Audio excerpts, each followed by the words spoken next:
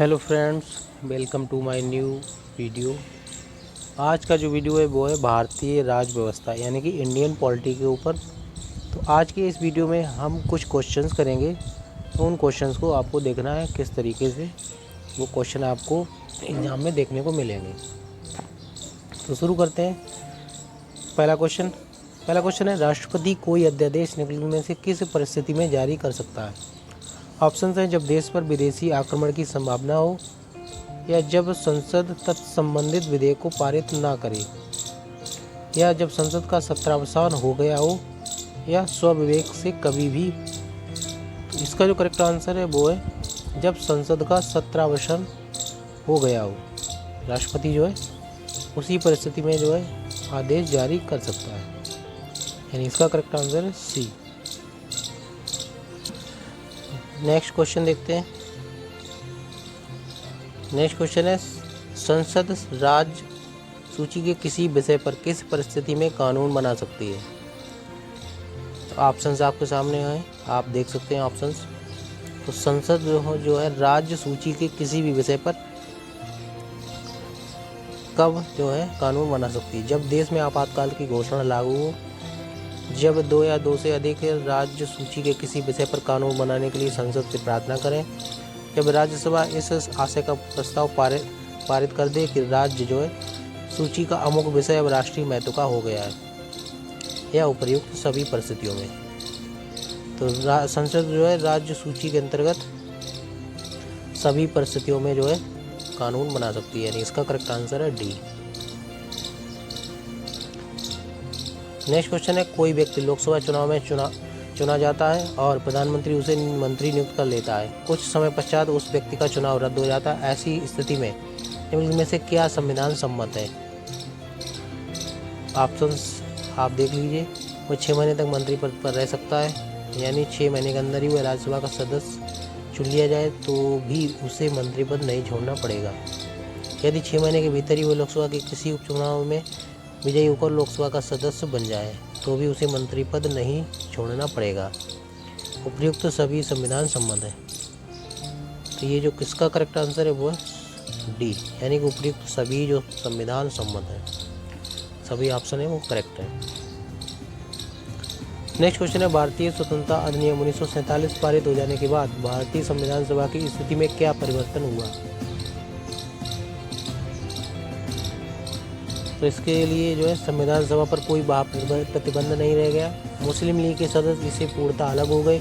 संविधान सभा को अंतरिम संसद की भूमिका दी गई, या उपर्युक्त सभी।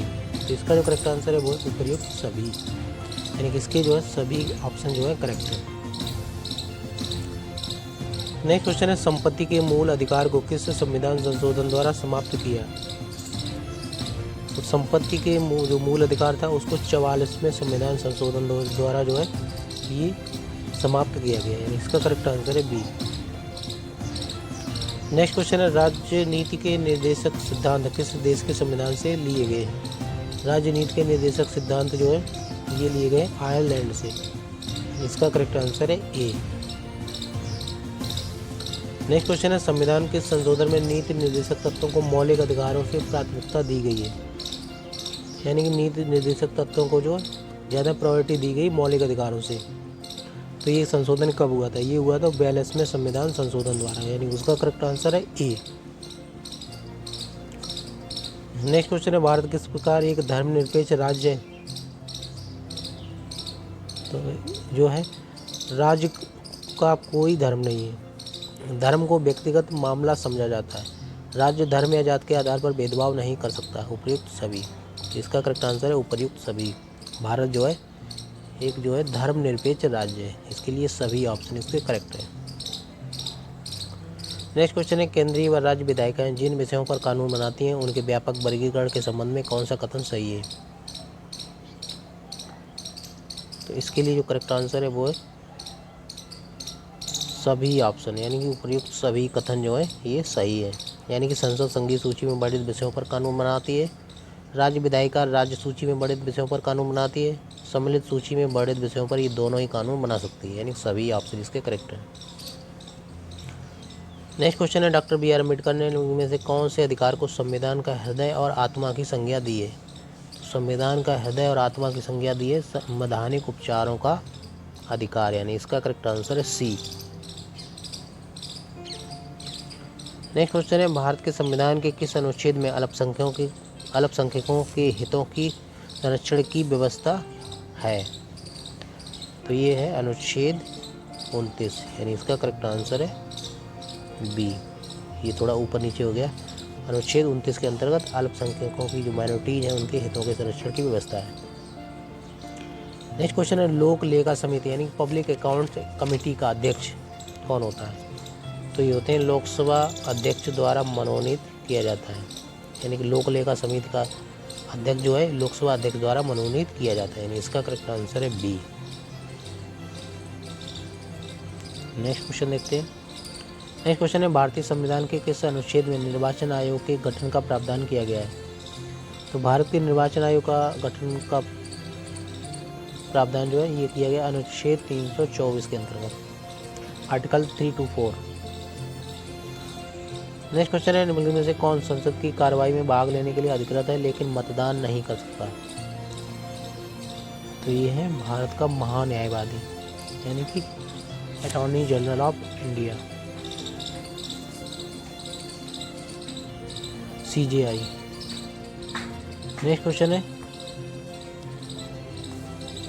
संविधान के किन अनुच्छेदों में मौलिक अधिकारों का वर्णन है? तो यानी कि फंडामेंटल राइट्स की बात जो है ये की गई है अनुच्छेद 12 से 35 तक, यानी इसका करेक्ट आंसर है सी, बी। ऑप्शन जो है थोड़ा ऊपर नीचे हो गए। नेक्स्ट क्वेश्चन है, भारत के राष्ट्रपति के संबंध में निम्नलिखित में से कौन सा कथन सही है?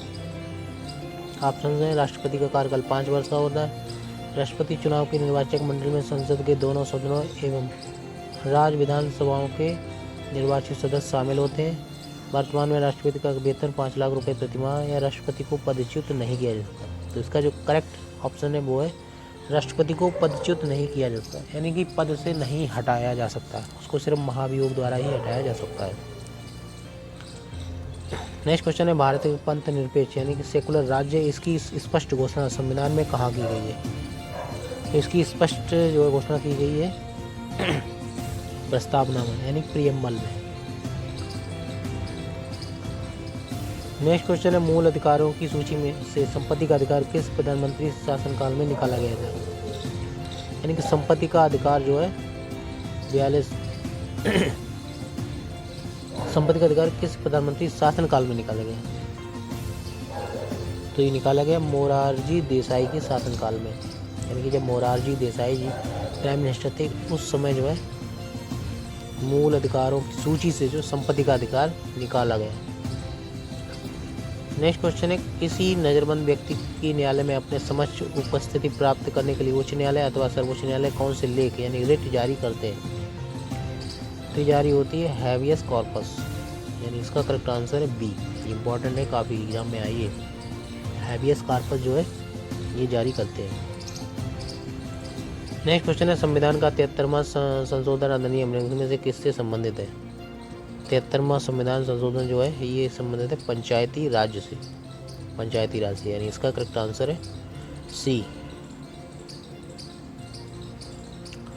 नेक्स्ट क्वेश्चन है, संविधान के अनुच्छेद 352 में क्या प्रावधान है? तो 352 जो है राष्ट्रपति द्वारा राष्ट्रीय आपातकाल की घोषणा का अधिकार जो है ये संविधान के अनुच्छेद 352 के अंतर्गत निहित है। नेक्स्ट क्वेश्चन है, योजना आयोग का गठन 1950 में किस विधि से हुआ? तो योजना आयोग का गठन जो है 1950 में ये हुआ राष्ट्रपति के अध्यादेश द्वारा, यानी इसका करेक्ट आंसर है ए।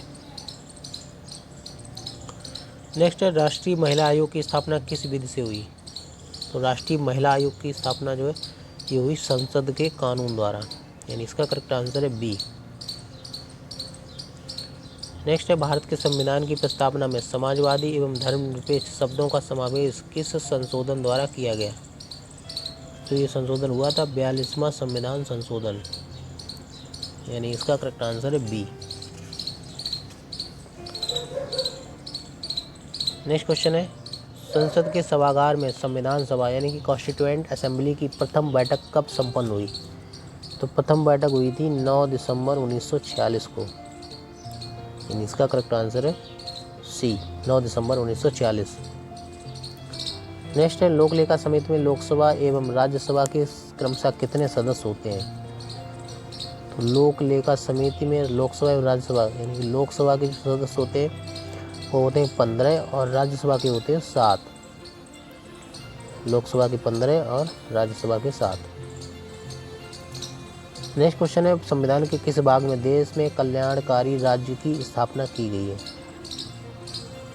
तो ये की गई राज्य के नीति निर्देशक सिद्धांतों में। यानी इसका करेक्ट आंसर है बी। और राज्य के जो नीति निर्देशक सिद्धांत है ये लिए गए हैं आयरलैंड से। नेक्स्ट क्वेश्चन है, संविधान में नागरिकों के मौलिक कर्तव्यों को सम्मिलित किया गया है। तो ये सम्मिलित किया गया संविधान के संशोधन द्वारा। यानी इसका करेक्ट आंसर है डी। नेक्स्ट क्वेश्चन है, भारत में पंचवर्षीय योजना को स्वीकृति प्रदान करने वाली सर्वोच्च संस्था है।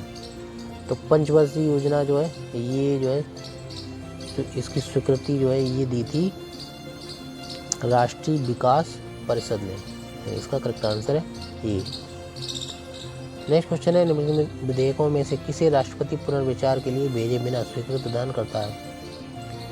यानी बिना पुनर्विचार किए जो है राष्ट्रपति इस पर स्वीकृति प्रदान कर सकते हैं। तो ये है वित्त विधेयक, यानी कि बी ऑप्शन इसका करेक्ट है। नेक्स्ट क्वेश्चन है, भारत के संविधान का निर्माण करने के लिए संविधान सभा का निम्नलिखित में से किसके अंतर्गत किया गया? तो संविधान सभा का जो है ये किया गया था कैबिनेट मिशन योजना 1946 के अंतर्गत। यानी कि बी ऑप्शन इसका करेक्ट है।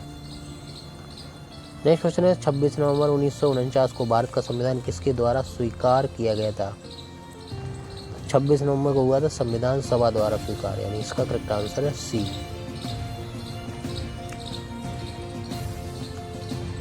नेक्स्ट क्वेश्चन है, भारतीय संविधान में कुल कितनी अनुसूचियां हैं?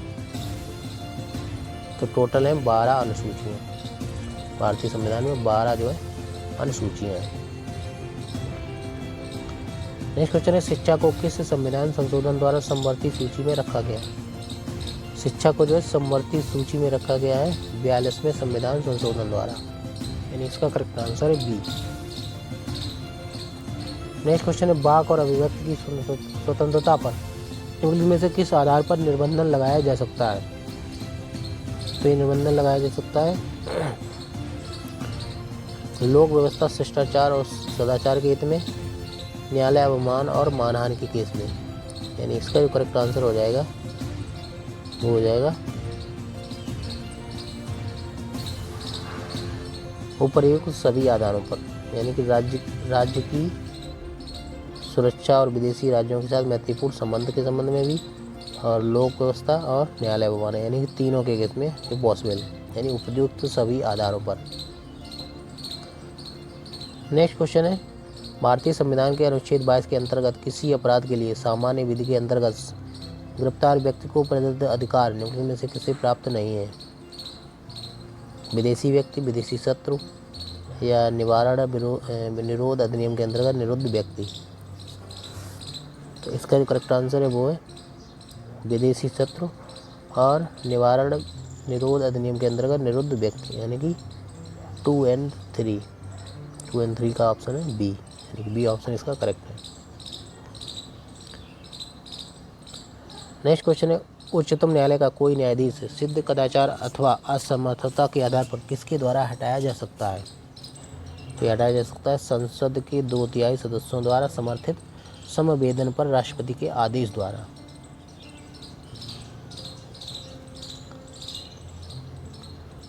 नेक्स्ट क्वेश्चन है, निम्न में से कौन सा व्यय भारत की संचित निधि पर भारित नहीं होता है? तो ये व्यय है प्रधानमंत्री का वेतन और भत्ते। इसका करेक्ट आंसर है डी।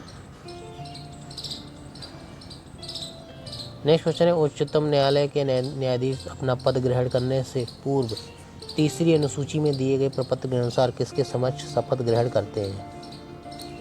तो ये शपथ ग्रहण करते हैं राष्ट्रपति अथवा उसके द्वारा अधिकृत व्यक्ति के समक्ष। राष्ट्रपति अपने खुद के सामने भी करवा सकते हैं शपथ ग्रहण, या किसी व्यक्ति को नामित भी कर सकते हैं, उनके सामने भी करवा सकते हैं। नेक्स्ट क्वेश्चन है, किसी राज्य की विधान परिषद के सदस्यों की कम से कम संख्या कितनी हो सकती है? तो हो सकती है 40। विधान परिषद की कम से कम सदस्य संख्या 40 हो सकती है।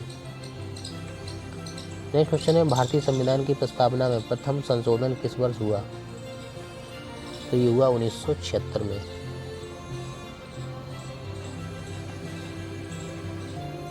नेक्स्ट क्वेश्चन है, भारतीय संविधान कोई अपराध किए जाने के लिए किसी सामान्य व्यक्ति को जिसे किसी सामान्य विधि के अंतर्गत गिरफ्तार किया गया हो तो उसमें से कौन सा अधिकार प्रदान करता है?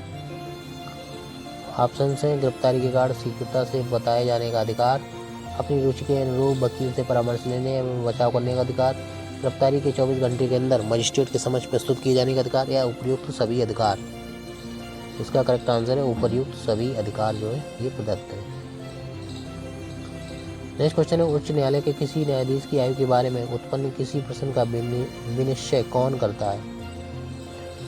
तो ये करते हैं सर्वोच्च न्यायालय के मुख्य न्यायाधीश के परामर्श से राष्ट्रपति, यानी कि प्रेसिडेंट जो है ये करते हैं। किसकी सलाह पर? भारत के CJI के सलाह पर।